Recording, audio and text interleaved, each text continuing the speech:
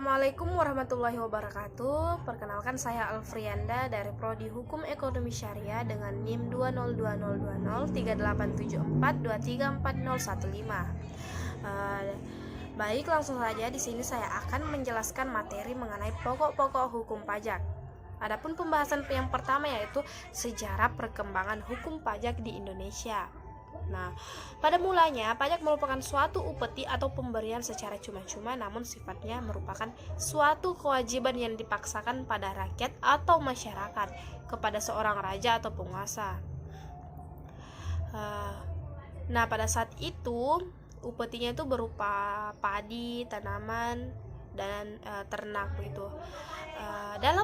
Dalam perkembangannya, sifat upeti yang diberikan oleh rakyat tidak lagi hanya untuk kepentingan raja saja, tetapi sudah mengarah kepada kepentingan rakyat. Dengan kata lain, pemberian tersebut digunakan untuk kepentingan umum, seperti menjaga keamanan rakyat, memelihara jalan, pembangunan saluran air, membangun sarana sosial, dan kepentingan umum lainnya. Nah, sebenarnya tertulis dalam buku di Indonesia sejak zaman kolonial Belanda ternyata telah diberlakukan cukup banyak undang-undang yang mengatur mengenai pembayaran pajak. Kemudian di situ undang-undang perpajakan terus berubah dan bertambah. Namun, perubahan terakhir undang-undang perpajakan dilakukan pada tahun 2007 dan 2008 yang menghasilkan Undang-Undang Nomor 28 Tahun 2007 tentang ketentuan umum perpajakan yang berlaku mulai tahun 2008 dan Undang-Undang Nomor 36 Tahun 2008 tentang pajak penghasilan yang berlaku mulai tahun 2019. Kemudian kita masuk ke pembahasan yang kedua yaitu fungsi pajak. Nah, di sini fungsi pajak terbagi menjadi dua. Yang pertama, pajak berfungsi sebagai budgeter, maksudnya pajak yang dipungut oleh pemerintah kepada rakyat dapat digunakan untuk membiayai pengeluaran umum seperti pembangunan rutin yang setiap tahunnya tergambar melalui anggaran pendapatan dan belanja negara atau biasa dikenal dengan APBN.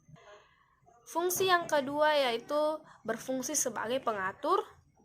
Nah, fungsi pengatur di sini dapat ditarik kalimat sebagai alat pendorong, penghambat atau pencegah untuk mencapai tujuan. Dengan demikian, pajak sebagai alat mengatur untuk melaksanakan kebijakan pemerintah dalam bidang sosial dan ekonomi. Kemudian pembahasan yang ketiga yaitu ketentuan umum dan tata cara perpajakan. Nah, dalam Undang-Undang tentang Ketentuan Umum dan Tata Cara Perpajakan, Pasal 1 huruf 1 dinyatakan bahwa yang dimaksudkan dengan wajib pajak adalah orang pribadi atau badan yang menurut ketentuan peraturan perundang-undangan perpajakan ditentukan untuk melakukan kewajiban perpajakan, termasuk pemungut pajak atau pemotongan pajak tertentu. Dengan demikian, ada dua jenis wajib pajak, yaitu yang pertama orang perorangan atau pribadi, yang kedua adalah badan. Badan ini bisa dikatakan seperti sekumpulan orang yang sedang melakukan usaha atau lain-lain.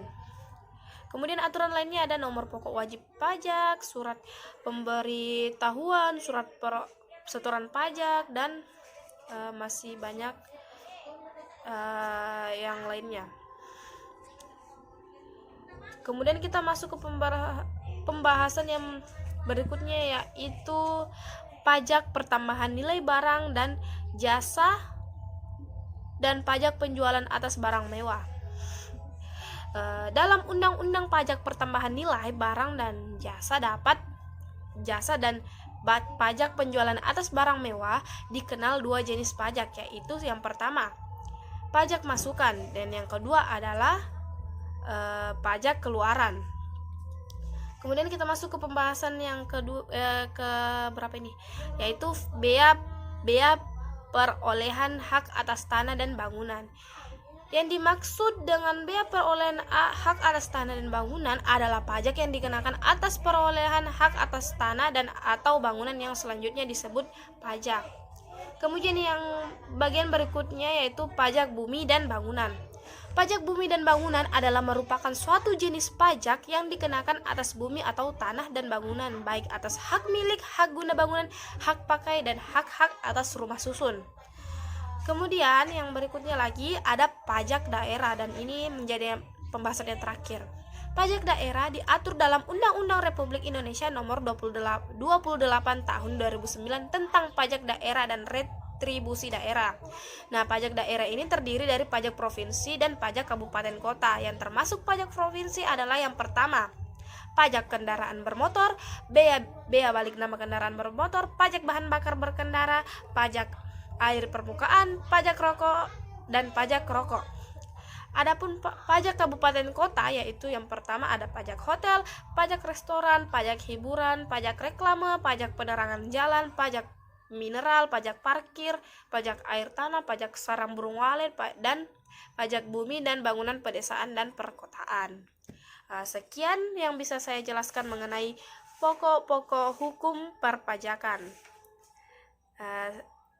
Jika ada salah mohon dimaafkan, jika ada kurang mungkin bisa kita bersama-sama membuka bukunya kembali, dibaca lagi dengan teliti. Hanya itu yang bisa saya sampaikan. Terima kasih. Assalamualaikum warahmatullahi wabarakatuh.